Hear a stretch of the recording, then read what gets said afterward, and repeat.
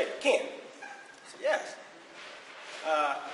Got another big contract. I'm like, great. He said, well, not really. So what's the problem? I need some more operating capital. You think we can go back to the bank? I'm saying to myself, maybe. We can try. We go to the bank. Banker reluctantly approves an additional line to his line of credit. So he's off and doing his thing again. First part of the next year, he calls me back. Ken, I say, yeah. I say, got another big contract. I'm like, okay. You think we can go back to the bank? I said to myself, no, but I can't really say that to him. I'm like, we can try. We go to the bank, and as soon as he says, I got another contract and I need to increase my line, the loan officer says, stop. I need to see your books. I need to see your books. Your financials. Whenever you have a bank that you're working with, they reserve the right to review your books at any point in time as long as you have a fresh loan on the books. Okay? That's their prerogative. They can do that. When we looked at his books, if I use the term net 30, you know what I'm talking about? Net 30 means that I will promise to pay you within 30 days. Oh. So when we looked through his books, we saw net 30, net 90, net not going to pay. Okay?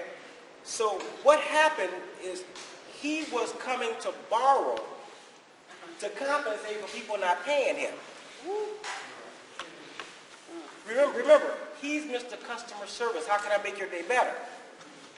That's his character. That's his being. Okay?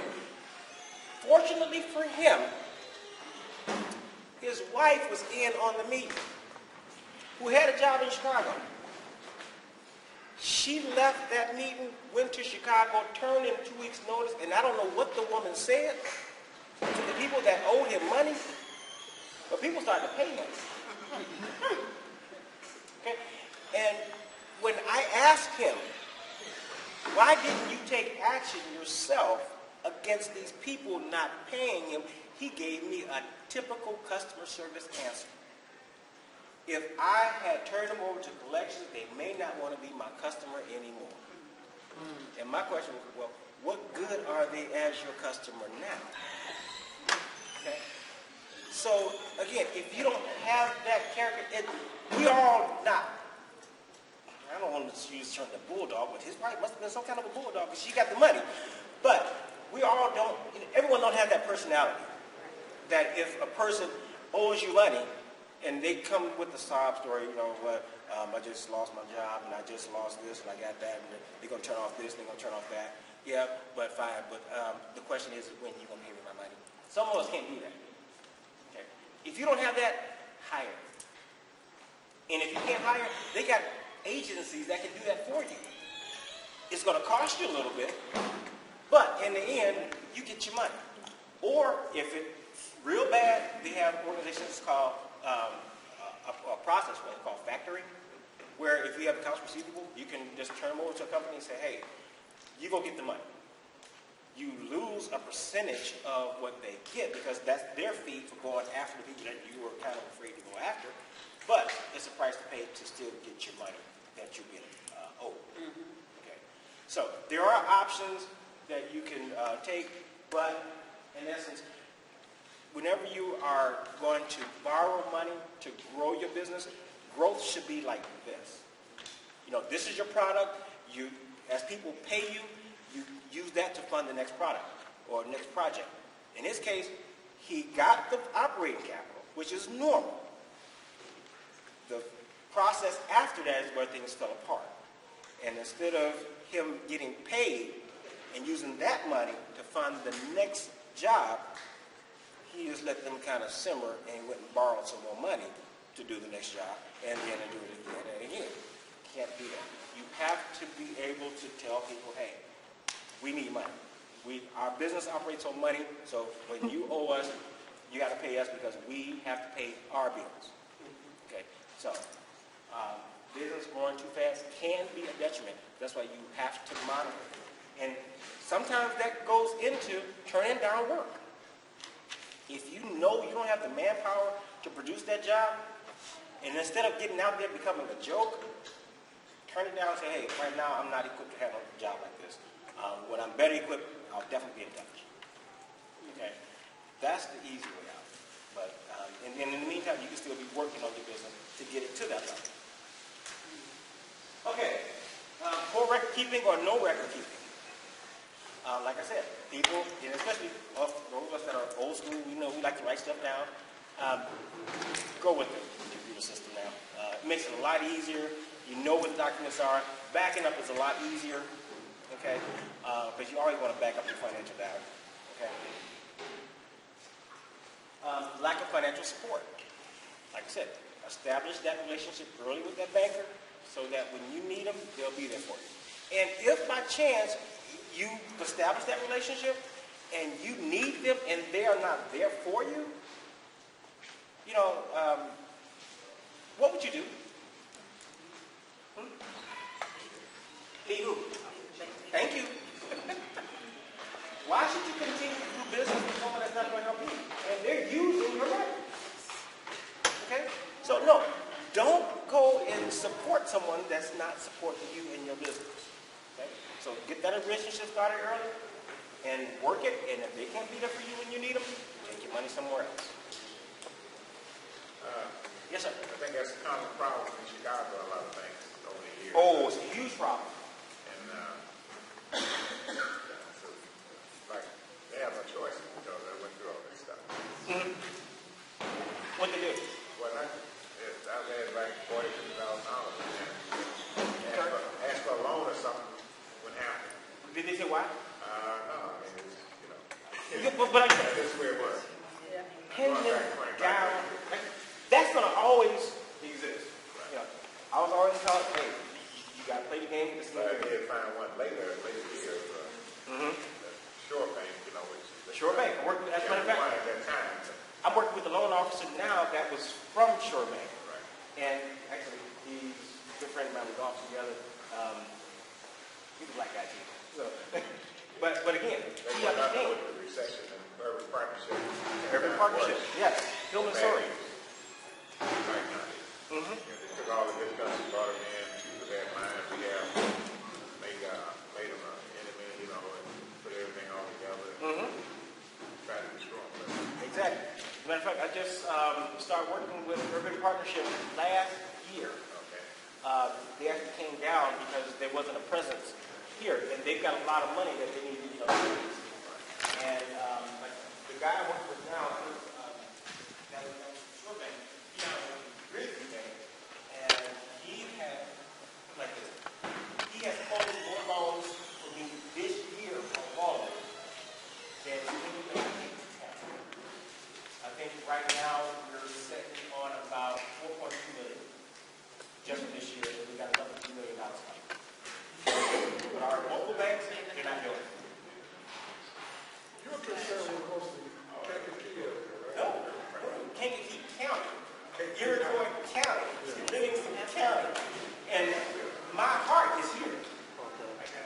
Because see, you guys are doing exactly. I came out 3 years ago, and I did a presentation for small business development, and I simply said, for those of you that's waiting for a Fortune 500 company to come into Pembroke to open up shop and hire everybody, stop holding your breath. It's not going to happen. Use what you have. You have land. You have very rich land that can turn a dollar. Use it. Use it to your advantage. And I'm just happy to see some people actually doing it. Because again, there are still those out there that's still waiting on that drink. And it's not going to happen. Okay, poor marketing. And this can be costly. So find out what your niche is and what's the best way to get the word out to your potential customers.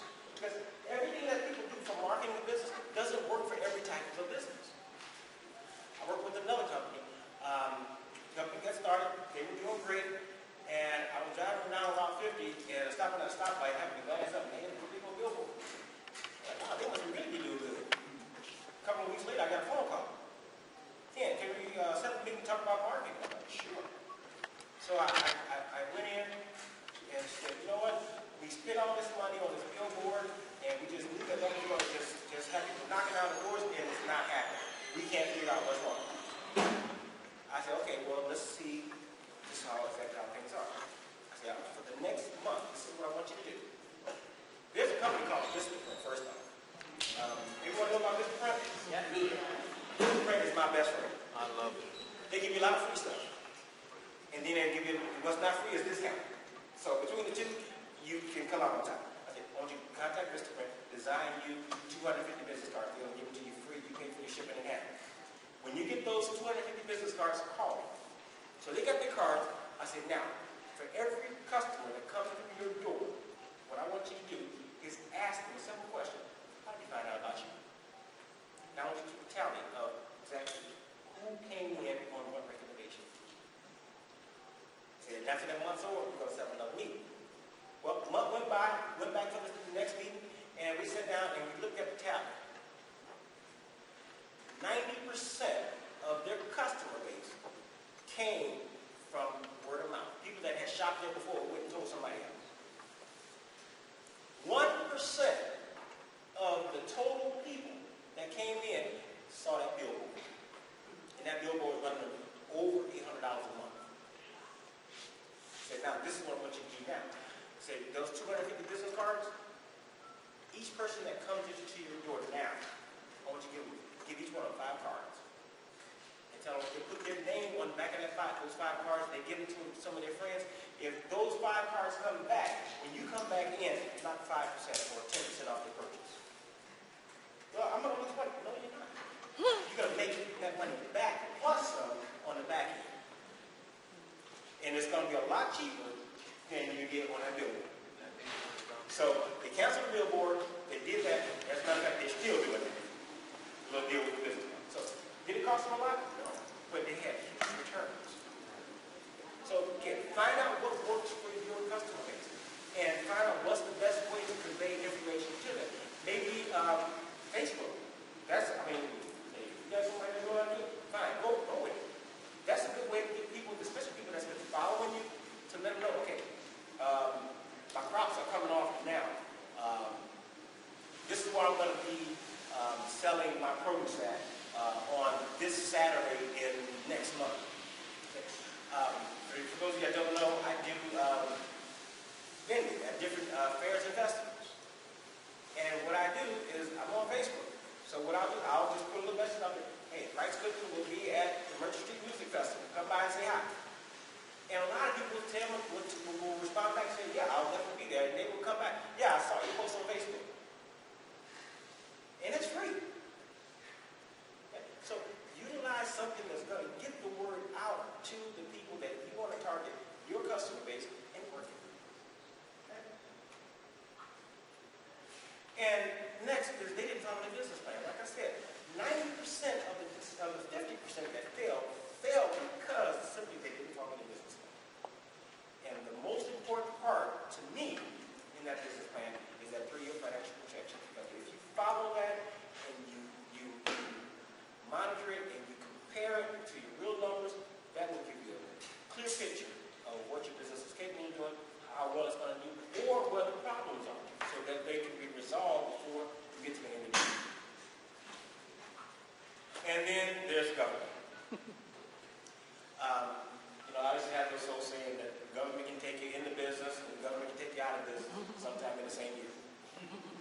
And I used to say that as a joke until it actually happened. Had another guy I was working with. He was coming in. He was wanting to buy a restaurant.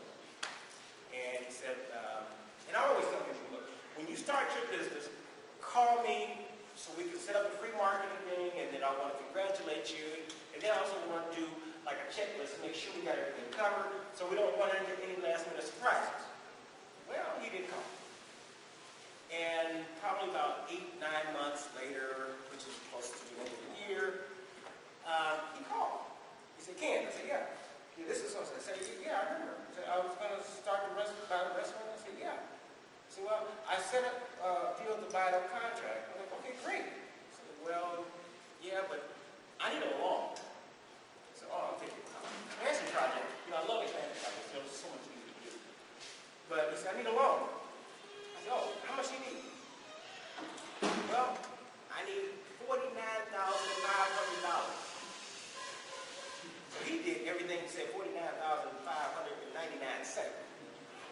get a request like that, I know something's not right. I'm like, oh, really? I say, well, what's going on? See, well, I got a couple bills to pay. He said, okay. I said, well, get a little more specific. He said, well, first I bought the business on contract, I said, right? And I started operating, I was doing fine, I was doing well, I was making good money. Okay, this was going good. He said, then I got this letter. Now, he hadn't got that letter, he had gotten several letters. See, there's this thing called payroll tax that you have to do. If not, that organization, those 3 letters, they don't like you anymore, and they will come see you. So he had gotten the letter by the time he called me. He had gotten a letter several times before. They said, smoke come before fire. He was in the fire. Okay. And he said, well, short of it all is I didn't know that I was supposed to pay payroll taxes on the employees that I inherited when I bought the business on contract. And now I don't have $49,000, $49,500 to cover this debt. And like I said, he had gotten, first letter back in the day, because they gave him time to rectify it, and he ignored it. When you ignore those kind of letters, it's like cancer. It's not going to go away, it's going to get worse. Okay? So he didn't act on it, and by the time he called me, I said, well, I hate to use the bearer of bad news, but you're not going to find a bank in the United States nor Canada that's going to do any type of loan to settle an IRS debt. For the simple reason, if they do that, how are they going to secure the loan unless you got some type of collateral? Secondly, have you learned your lesson? They don't know. They might pay this one off, you turn around and do the same thing again. And now they all out of luck. So, fortunately for him, since he bought on contract, the owner revoked the contract, took the business back over. Now, I don't think that debt goes away, because it doesn't. So, he was able to set up a plan with the IRS, and he was going to remain their head cook probably for the rest of his days to pay off that debt. So, taxes, no, you don't have to pay. If you owe the debt, pay. If you get in a situation, communicate. If you get a letter, talk to them. Set up some type of arrangement, because like I said, it's not going to go away. Address it, deal with it. Okay? Call us, we can probably even help, but it's going to have to be something that's going to have to be done. Okay? Questions? Okay, some other reasons why businesses fail is they didn't plan properly before they even got started. They didn't manage their cash flow. Like I said before, don't trust your lifeline, your business to someone else other than you. You need to know what's coming in, what's going out for your business. They didn't borrow properly before they even got started. Because that's kind of what the one gentleman that had the printing company said. He said they gave him enough money to buy the business, but he didn't have any operating capital. Believe it or not, if you're trying to get a loan to start a business, you might have to turn down the loan if it's not going to be enough to do what you need to do. Because if you take that loan and get in a situation where you don't have enough to cover all bases, meaning your operating capital, your utilities, and everything, something's going to go lacking, and believe it or not, you set yourself up for failure. Okay? So make sure you borrow properly. They didn't plan for transition. Remember I was going to say we're going to talk about some things we don't like to talk about? This is it. We don't like to talk about that because we think we're going to be here forever. Not going to happen. Okay? So, succession plans need to be discussed. Sometimes, lately now, every loan closing I've gone to, they want to see a written succession plan. Who's going to take over the business? Not necessarily if you die.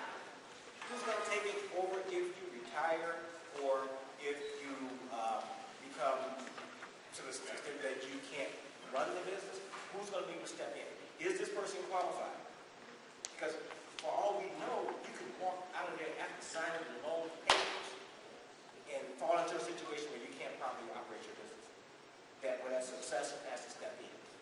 now that person is in with the bank, and you are too, but that person is also in there. It may not be, the bank may not be as comfortable with it as the other. So they want to see a written succession plan. Okay.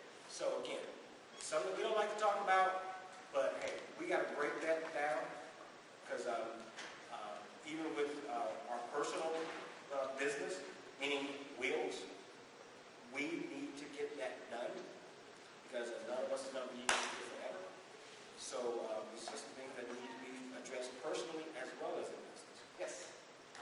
I know when my husband and I went in business, the banks demanded that we get our life insurance policies in order. Come along. And the life insurances had to cover Yep. the loan and any other extra debt That the business may the face. business may face. So we had to get this absorbent life insurance policy just so in the case of In case of- transition, May not happen. everything's covered. True. True. That we paid out. Yes. So that's something, we definitely take that. And those life insurance policies is payable to the bank first. Yes. Then anything that's left goes to the next kid or however this goes. Same thing with disability. Okay. Okay. Top 10 list of businesses that failed. I'm just going to kind of get through these. A lot of them are pretty obvious. Laundries, local dry cleaners. Yeah, if competition is already there, it's kind of hard to break in. Used car dealerships, Craigslist has really kind of put a damper on that because it's so much easier and they get more prevalent for the overhead. Gas stations, the local standalones can't really make it because for the most part, the big guys will only allow you to go places that they don't want to go, places that they can't make any money. And if you go there and start making money, guess what? They're coming. And they can do things with prices that you can't do because they're going to order more. You know, it's just like a grocery store, a corner grocery store versus a chain. That person that runs that local corner grocery store has to make trips back and forth, back and forth, back and forth with supplies. The chain can do one trip, come back, so they can drop their price a lot lower than you because you got to spend so much more money in back and forth, back and forth. Okay. So, same thing. That's what happens for our corner gas station. Exactly. Exactly. Exactly. City goes on about business. Yeah, because they're bringing in, they're ordering more so they can drop prices because they don't have to just truck come out, 2 times a week. They can come in once a month and they're supplied for the whole month. Local trucking firms, the industry has not changed. But as the person who used to be the owner of a fleet of trucks, he has now given that up. He's now a broker. And he's connecting the dots while avoiding all the overhead because now all of his drivers are owner-operators. So each driver has applied their own license, their own authority, their own insurance. And he said that not missing a beat, actually he just increased because he's avoided all that overhead. So again, the industry hasn't changed. Yes, they actually took the firm. Restaurants. It's tough to run a restaurant. Not going to say it can't happen, but you need to have something unique. Kankakee County, if you try to open just a regular burger and fry place, it'll be very hard. Because statistically, believe it or not, they have more restaurants per capita than the city of Chicago. Kankakee. Kankakee has. Every restaurant you can think of, right? Yeah. All the food bad. Per capita. Per capita. Yeah.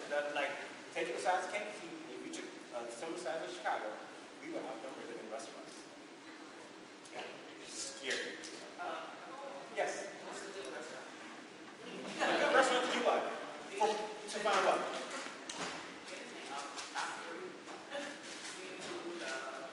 Well, I'll tell you what. If you wait till about this time next year, I can definitely tell you one. He has a business himself. Yes. Yes. Yeah. But, yeah, we do everything at home. We do everything. It's like a 70-some-odd-year-old recipe that my parents and grandparents used to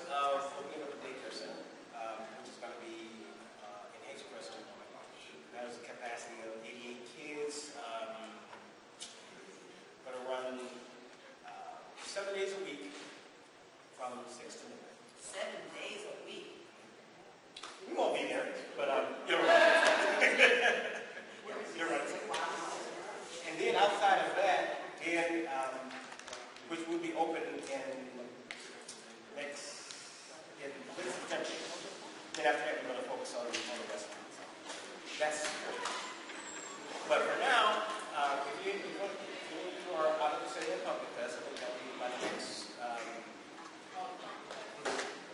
my next meeting. I was out at the Merchant Street Music Festival last month, and so I got that one, and then between that, I'm trying to spend time over there finishing up the work here. So it's been a little bit. He has a big, humongous grill, customized grill. He goes around. It's the last Saturday and Sunday in September. Where's your restaurant gonna be? It's going to be in Kankakee. I'm not sure where. Looking at a couple spots right now. I just found that Donut King. Soul food? Yeah. It's. I heard it was still open. Don't that, I went by there this morning, it's closed. No. That's what I'm talking about. It's closed. It's available. As a matter of fact, I've had the initial conversation with the landlord there. So we're just, at those initial stages. I don't want to think I'm too interested. So, Of course. Yeah. We're working strategy now. Desperate. Right. Working strategy. Yes, sir. Off-street parking? Off-street parking. Both. Yeah, off-street, definitely. I know it's in Chicago, a lot of those places torn down, and you got like the malls or your car. No foot traffic anymore.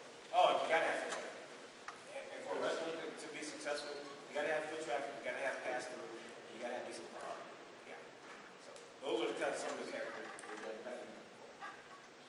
Okay, and then clothing stores. eBay. eBay has really put the damper on that because now, instead of me going to the consignment shop and only getting a percentage back, I put it on eBay and get everything back. So it's kind of like that.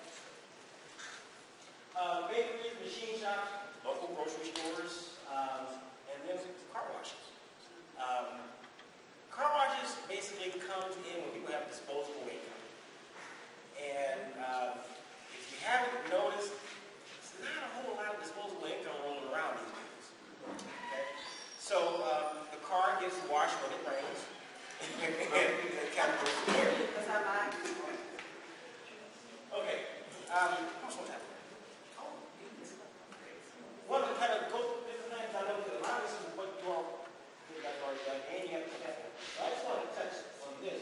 What a business plan is, as you looking for, is the plan for your idea, written in form that details the structure, product, financial, cash flow, and projections to operate your business successfully. Okay. So that's what they say. Don't waste time and money going out having someone else to do your business plan. People have actually offered to pay me $1,500 to do the business plan. I wouldn't do it because it's not productive. It will do you a disadvantage because some of the questions that's going to be posed to you is going to be, okay, what's your forecast? How do you see this business performing? What do you see this business going? And what's written needs to be mirrored by what's come out of your mouth. Okay? So do your own plan, have it tailored, specifically for your type of business. Don't waste time doing something else. And what about sample business plans? I do have a sample. Yes. And in fact, there's the sample and there's also a how-to guide so you know what sections of the plan has to that the loan officer is going to be looking for. Okay? Because you just don't want to have them just lines up just written out there. Okay? There is a formula for actually writing a plan. Oh, yes.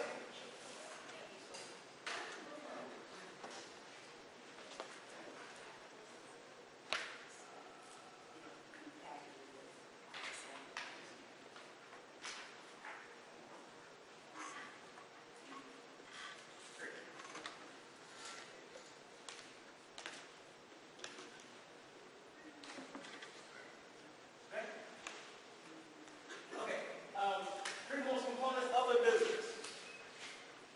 Have access to. Not going to say you have to go and have these people hired, okay, but know who you're going to go to for the attorney. Okay? Whenever you have legal concerns for your business, don't wait until you are faced with a crisis and then try to find one. Because two things are going to happen. One, you might not be lucky enough to find one. Secondly, if you find one, they're going to know you're desperate and you're going to get charged. Okay? But establish that relationship early in the game.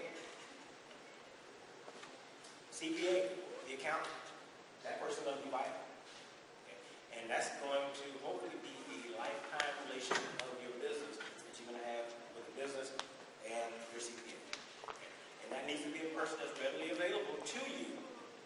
Okay? And again, if you're not getting what you pay for, okay, there might be somewhere else. Okay? You don't have to settle. Remember, my grandfather always made the statement, I'm not going to pay you to kiss you behind too. Okay? It's going to be either one or the other. And your banker. Okay. And believe it or not, those two, the accountant and the banker, they kind of need to know one another. Because they can be required to send data back and forth. Okay? So again, make sure that you have those components for your business.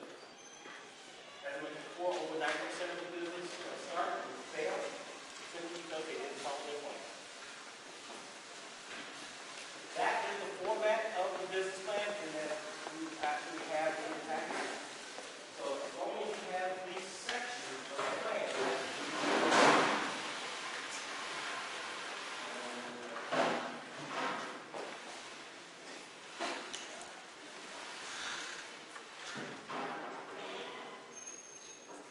okay.